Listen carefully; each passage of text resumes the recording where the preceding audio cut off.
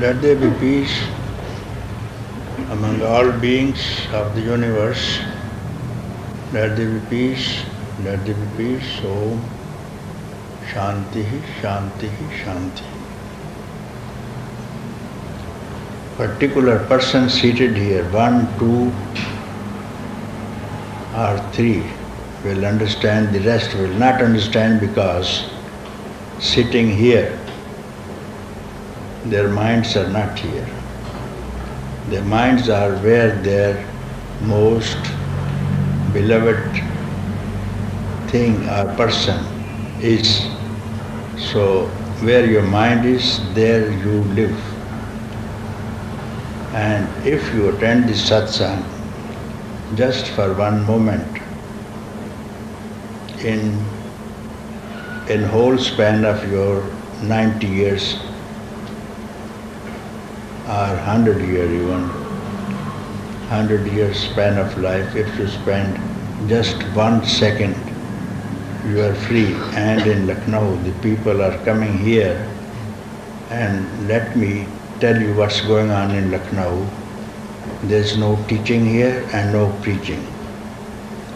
Some people who have gone from here on their own accord, they have spreading this message in the West. And their friends have been happy to listen to them, and they are here. So I tell them what's going on here. I am not going to give you any teaching, no method, no process. I am just reminding you that you are already free. If you don't believe, then you have to practice. If I tell you you are already free and you have a doubt, the next best is practice. What's that practice? Meditation. How? Always meditate, constantly meditate, waking, dreaming, sleeping, walking, sitting, standing, eating. I am free. Do what suits you.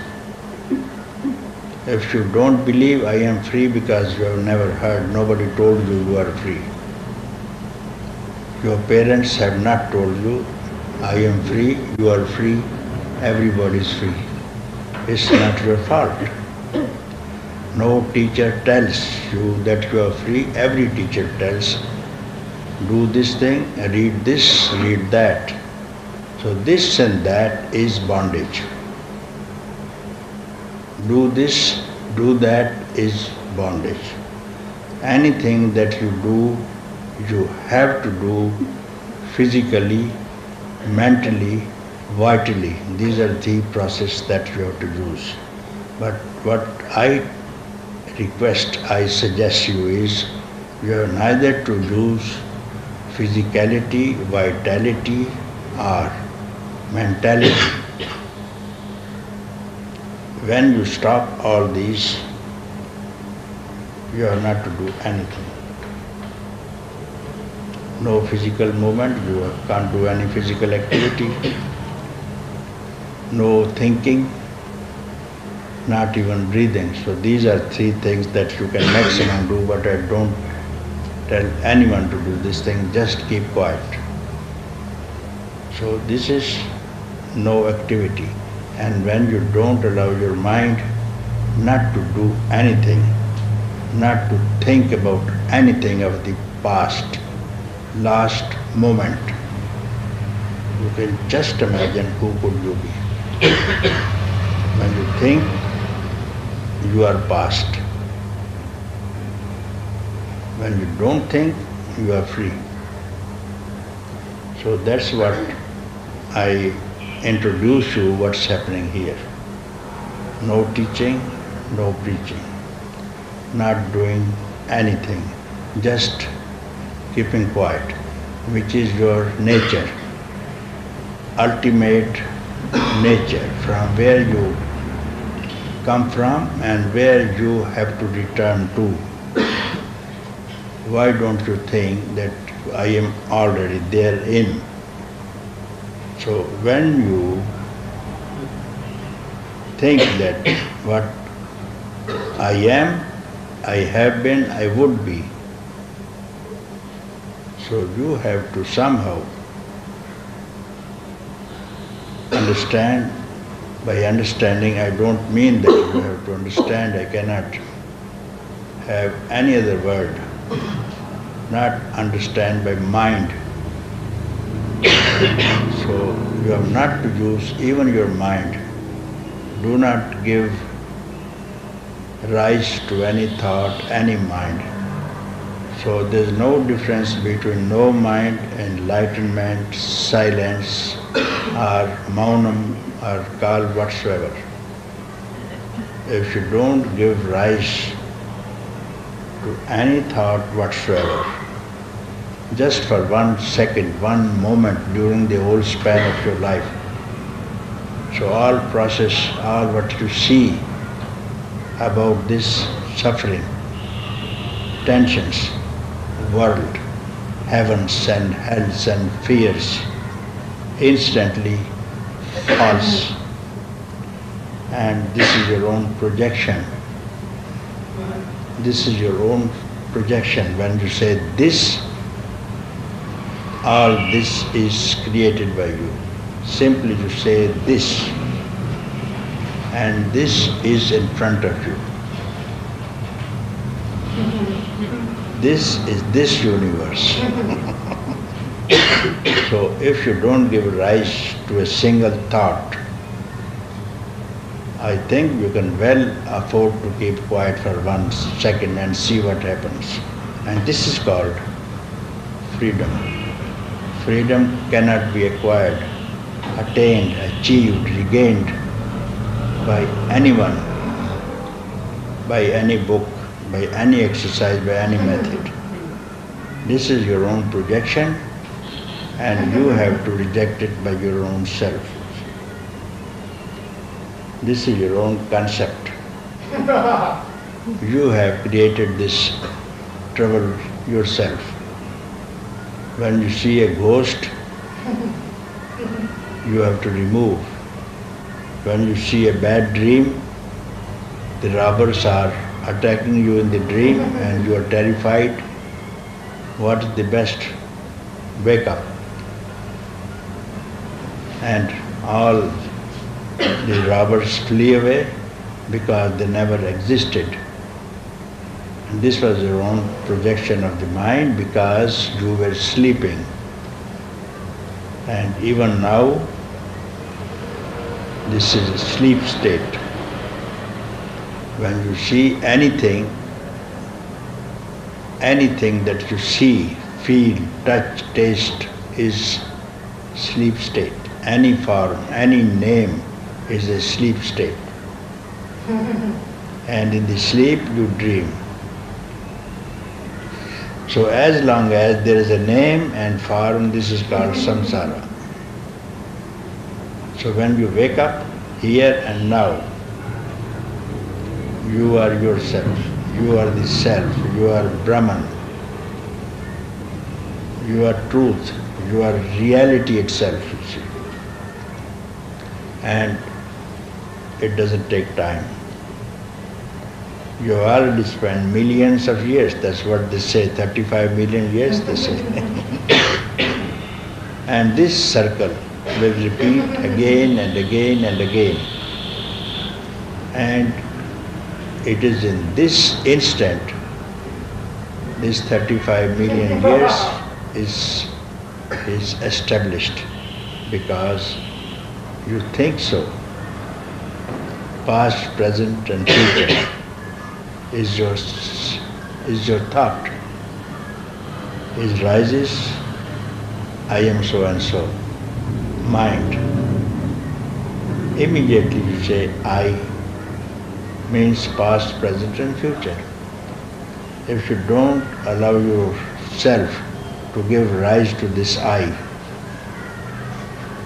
as you do in deep slumber, there is no I and you don't see anyone, even next to you. You don't see anything in deep slumber. No I, no samsara, no heavens, no hells, no gods, no friends. Nobody is there.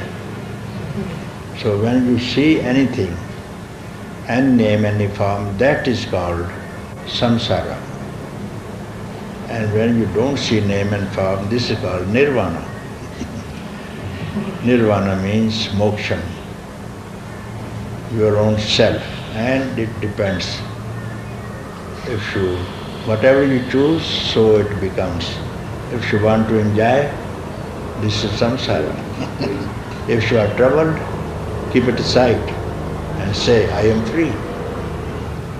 It doesn't cost you anything. If you like it, stay as such. If you dislike it, you are free. And perhaps you have never tasted this peace which we speak about. No one has tasted it. Only we have tasted the friction of the senses and we love it. And it changes. Whatever changes is not worth keeping, worth being attached to. So how about that changeless on which these changing things are dancing? Have you ever looked at it? There must be something which is not moving on which everything moves. Earth is moving, everything is moving in the world on which is the hub, on which the car is moving. Which is this on which this universe is moving? Which is that on which the mind is moving? And this can be seen when you like to see it. Immediately you will recognize your own being. Then you will like, really you will love it, because it is long time that you have visited this place. Therefore, we had the taste of it. Therefore, we are wanting enjoyments, but we do not know. We are trying here, there, and rejecting this thing and choose another one. Why this change? Because the things are fading out and we want something permanent. We pick up another thing.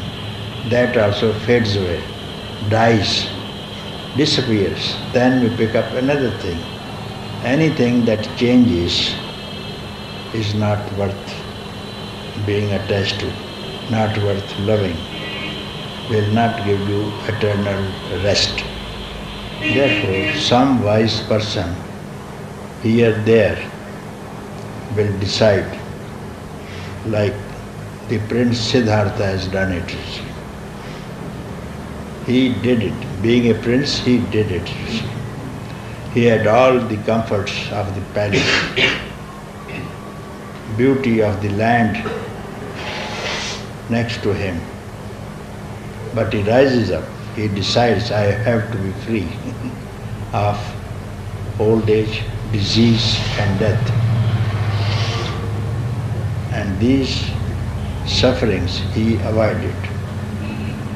He could avoid, and he is leading everybody, all the world. He took us to that which gives us peace. He experienced himself. And later on, this Siddhartha, the prince, becomes Buddha. And he told us that Buddha nature is in all of you. Don't be shy. Don't be shy. Spend 1 second upon it. He must have sat under the Bodhi tree for a long time, as the people say, but I don't believe. It doesn't take that much. Only when he kept quiet, because Ananda asked him, Master, what's your experience? He kept quiet because he could not mention it. He could not describe it. It must have taken the same single moment. And for that reason, he went 6 days around that Bodhi tree in gratefulness. where people all over the world go to Bodh Gaya and sit under the same Bodhi tree, even now to get peace. Look at the vibration even of that Bodhi tree, where one enlightenment got peace, is still vibrating peace, and people all over the world are taking leaves, dust, and take home for the sake of peace, and everybody is having at least one leaf. All those people who return, they come with one leaf, or even the saplings, or even the dust. So this is the vibration that even one man is responsible to give peace to the entire world. Otherwise, we know we humans, we cannot stay together in peace. We kill each other. And this is we call, we are very super race. We are not in peace with each other. Therefore, to be peace, not only with our own race, with our community, even with the animals. I hear when Buddha used to walk in the forest, even the tigers, elephants, hare, wolves, the deer, they followed him behind, losing who they were. This was the tremendous effect of his love that spread even in the animals, you see. So find out first peace within your own self, and then this, you need not speak from your mouth. Someday this will work, even if you don't speak. My master never spoke. He was quiet, like a mountain. All the world went near him and is still there. And this is the beauty of silence.